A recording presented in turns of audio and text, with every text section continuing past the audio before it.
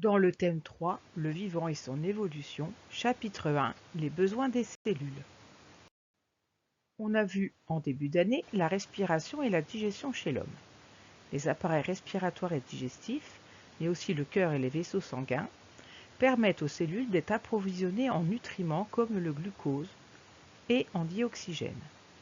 Ce glucose et ce dioxygène vont permettre aux cellules de fabriquer l'énergie dont elles ont besoin pour fonctionner. On a vu sur ce schéma que les appareils respiratoires et digestifs permettaient d'approvisionner le sang en dioxygène et en nutriments. Ce dioxygène et ces nutriments vont ensuite être transportés jusqu'aux organes et jusqu'aux cellules qui composent ces organes. Chaque organe et chaque cellule, en fabriquant de l'énergie, fabrique aussi des déchets, comme le dioxyde de carbone qui est éliminé par la respiration, au moment de l'expiration. Dans le muscle et donc dans les cellules musculaires, le dioxygène O2 et les nutriments comme le glucose sont utilisés pour fabriquer de l'énergie. Cette énergie est utile au mouvement et au fonctionnement des organes.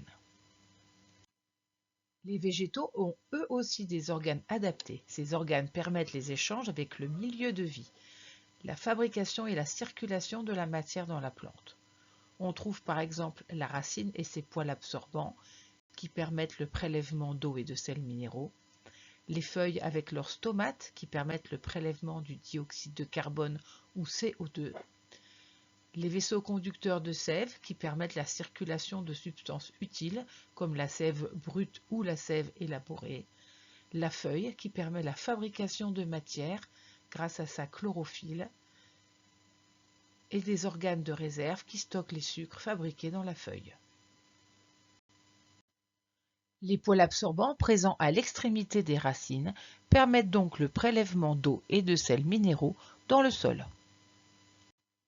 Les stomates, présents au niveau de la feuille, sont des orifices, donc des petits trous, qui sont capables de s'ouvrir et de se fermer au cours de la journée pour réaliser des échanges gazeux, et en particulier le prélèvement de dioxyde de carbone ou CO2. Les matières minérales, eau, sels minéraux et dioxyde de carbone, vont être utilisées au niveau de la feuille pour fabriquer de la matière en présence de lumière. Cette fabrication a lieu grâce à la chlorophylle présente dans la feuille et à la lumière. Cela s'appelle la photosynthèse et cela permet de fabriquer des sucres. L'eau et les sels minéraux prélevés par les poils absorbants de la racine forment la sève brute qui monte dans des vaisseaux conducteurs en direction des feuilles. C'est ce que vous avez au niveau de la partie rouge du schéma. Ensuite, la sève élaborée, contenant les sucres fabriqués par les feuilles à la lumière au cours de la photosynthèse, va redescendre dans toute la plante par d'autres vaisseaux conducteurs de sève, ceux qui sont représentés en vert sur le schéma. Le sucre qui est fabriqué par la plante dans la feuille va permettre à la plante de grandir, de se reproduire. Il va aussi être stocké dans des organes de réserve comme les tubercules, les racines, les fruits ou les graines. On peut montrer cette mise en réserve grâce à un test au Lugol ou à l'eau iodée. En effet, l'eau iodée vire au bleu-noir en présence d'amidon, sucre complexe permettant le stockage. Sur les photos de l'expérience, nous visualisons bien cette tache bleu-noir sur la pomme de terre, la carotte, le riz, la semoule et la farine de blé.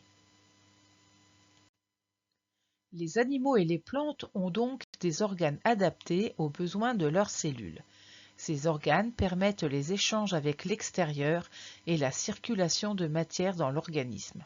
Chez les végétaux, les poils absorbants des racines et les stomates des feuilles permettent les échanges avec le milieu. La chlorophylle de la feuille permet la fabrication de glucose, c'est-à-dire de sucre, ou encore de matière organique lors de la photosynthèse. Des vaisseaux conducteurs de sève permettent la circulation à l'intérieur de la plante. Les végétaux ont une place particulière dans les milieux puisqu'ils sont les seuls à fabriquer de la matière organique à partir de la matière minérale et de la lumière. C'est pour cela qu'ils sont à la base des chaînes alimentaires, ce sont des producteurs.